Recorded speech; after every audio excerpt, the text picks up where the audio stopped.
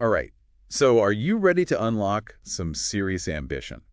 I hope so, because today we're diving into Think and Grow Rich. By Napoleon Hill. Yeah, a book that's practically legendary. It's a classic. It can feel like a beast to get through. Totally. Who has the time to decode every page? Exactly. When there are like podcasts to listen to and goals to crush, Right.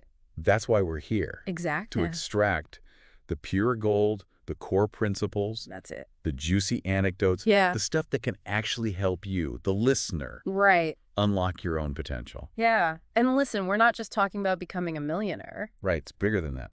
It is, although Hill definitely goes there. Sure. It's about understanding the mindset of achievement, Yeah. no matter what your field. No matter what your field is. Okay, so Hill kicks things off He does. with this story Yeah. about Edwin Barnes, Right? who becomes absolutely fixated Oh, yeah. on working with Thomas Edison. Yeah. And not even just working for Edison, mind you, Right. but with him. With him as Yeah. partners, Barnes envisioned himself as Edison's partner. which is a pretty bold goal. It was a pretty bold goal, especially considering he hadn't even met the guy. Yeah, and this wasn't just some like idle daydream. No, no, no. Barnes was so committed to this Oh, yeah. that he told everyone he was going into business with Edison. That's right. Before he even had a penny to his name. Right. Let alone a train ticket to get him there. Talk about confidence. Right. Or maybe a touch of delusion, some might say. Right, right. But that's the thing about a burning desire. Yeah. It can push you to overcome obstacles that would stop most people in their tracks. Yeah, and he ended up sneaking onto a freight train just to get to Edison. He did. That's some serious dedication. Which is, talk about dedication. Right there. So that's the difference between, simply wanting something Right. and having that all-consuming desire that propels you forward no matter what. It's true. So we all have desires. We do. But how often do we let them, fade into the background noise of life? That's the question. Right. This is about igniting that fire within. Absolutely. And letting it guide you towards... 100%. Okay, so Hill Foods keeps hinting at this, secret to success. Throughout the book.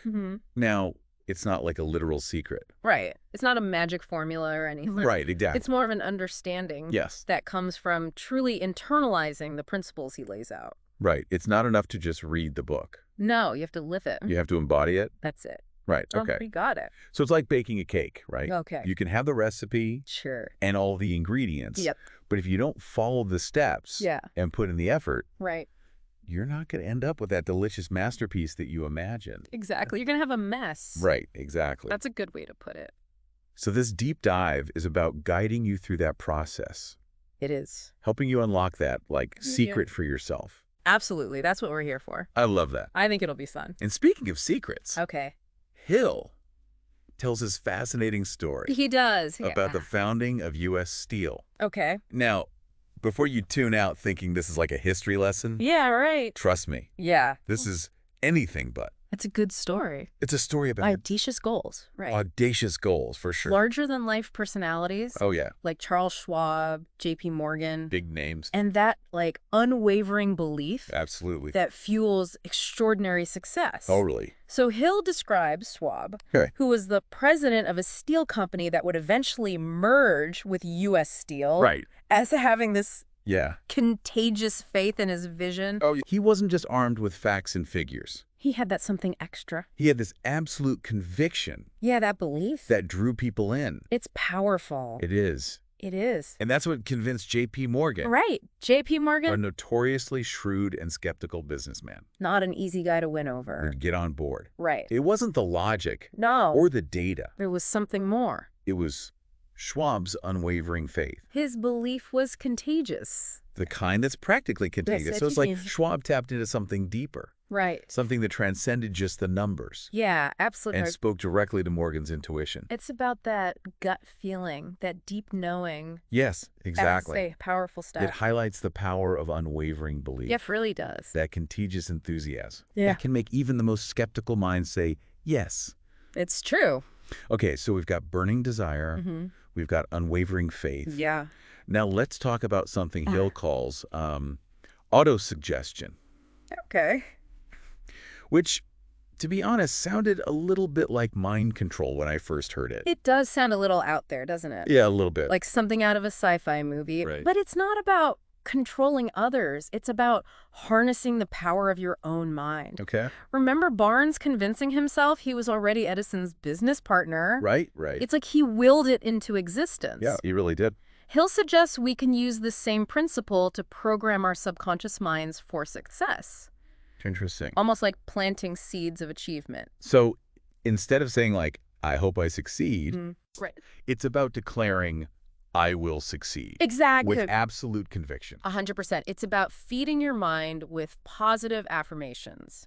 Okay. Constantly visualizing yourself, achieving your desired outcome. So you're not just hoping for success, you're already living it in your mind. Exactly. Hill even structured his book in a way that reinforces these principles. Oh, wow. Using repetition and strategic phrasing to maximize their impact on the reader. It's like he's embedding these ideas into our subconscious. Exactly. So they become self-fulfilling prophecies. That's the idea. We start acting accordingly, taking risks, attracting opportunities, because we're radiating that energy of success. You become a magnet for the things you focus on. It's like if you constantly tell yourself you're going to fail, right. You're practically guaranteeing it. You're setting yourself up for failure.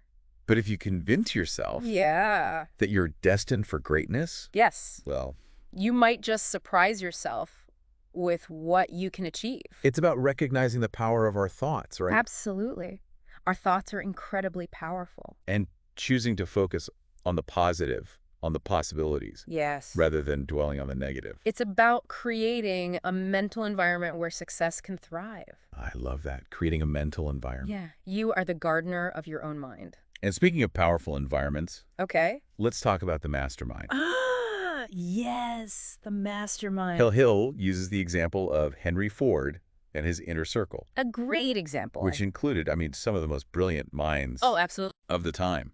Like Thomas Edison, Harvey Firestone, Alexander Graham Bell. It was like the ultimate brain trust. Like the ultimate brain trust. Yeah. So how did surrounding himself with these intellectual giants elevate Ford's own thinking? It's not just about being in the same room as successful people, though. Right. It's about the synergy that's created when brilliant minds come together with a shared purpose. Okay. It's about the spark of ideas, the constructive criticism, the collective energy that propels everyone forward. So it's more than just having, like, a group of smart friends. It's about intentionally building a circle of trusted advisors who inspire you, challenge you, and hold you accountable. So find your tribe. Yes. Your people, the ones who believe in your vision. 100%. And are ready to champion you on your journey to success. That's what it's all about. Okay, we've covered desire, faith, autosuggestion, the mastermind. Right. Now let's talk about something a little less, well, inspiring, shall we? All right. Fear. Yes, fear. Those pesky little gremlins. Those gremlins. That love to sabotage our best efforts. They can really hold us back. They can. Hill dedicates an entire chapter to the 6 ghosts of fear. He does. And these aren't your typical fears like spiders or heights. Right. He's talking about deeper, more insidious fears that lurk in the shadows of our minds. Holding us back from achieving our full potential. And he names them, which I appreciate. He does. He's very specific. He's very specific. He doesn't shy away from that. Nope. So he names them.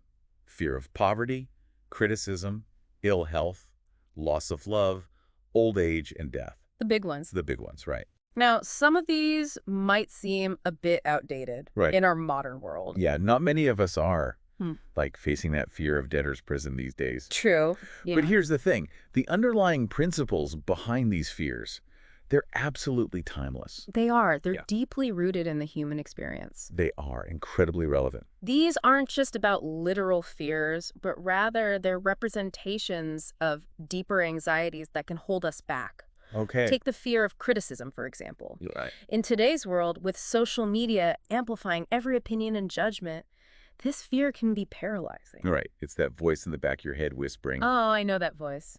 What if they hate it? Yes. What if I fail publicly? What if I'm not good enough? Right, exactly. And that fear, it can prevent us from sharing our gifts, our ideas, our creations with the world. Right. It keeps us playing small, afraid to put ourselves out there, Afraid to be seen, to be vulnerable. Yes, and risk being judged. It's like choosing to live in the shadows. Yeah. Because we're too afraid to step into the light.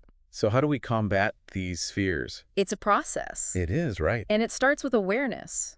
We need to be able to recognize these fears when they rear their ugly heads. Yeah, when they pop up. Understand their root causes, and then consciously choose to act in spite of them. Which is often easier said than done, right? It's not always easy, no. It's that acting in spite of them part that can be tricky. It takes practice. It does. Consistent effort to choose courage over comfort. Yeah. Action over inaction. Yeah, like that. The more we do it, the easier it becomes to silence those inner voices of doubt and fear. So it's like building a muscle. It is. It's like building that courage muscle. That allows us to face our fears head on and say, like, not today. Exactly. Not today, fear. Not that. And Hill provides some practical antidotes to these fears. Okay, good. First, he emphasizes the importance of decisiveness. Okay. The more we waffle and hesitate, the more those fears fester and grow. Right, right. We have to make a decision and move forward. So even if it's not the perfect decision. Right, there's no such thing as perfect. Taking action is better than staying stuck. It is, because action often breeds clarity. I like that. And it certainly helps to quiet those inner voices of doubt. He also emphasizes focused action, channeling our energy towards our goals instead of letting ourselves get bogged down by worry and what-ifs. So less ruminating. Yes, less ruminating. And more doing. More doing, more action. That's the key. I like it. And finally, and perhaps most importantly, it's about replacing that fear-based thinking with goal-oriented thinking. So instead of focusing on what we don't want to happen. Right, because what you focus on expands. We visualize the outcome we do want. Exactly. It's about training our minds to focus on the positive, on the possibilities. Okay. Imagine yourself achieving your goals. Yeah. Feel the emotions associated with that success. Okay. And let that vision guide your actions. It's about shifting our perspective from what if I fail to what if I succeed. Yes. That's a powerful shift. And letting that possibility fuel our efforts. Exactly. Let that excitement drive you forward.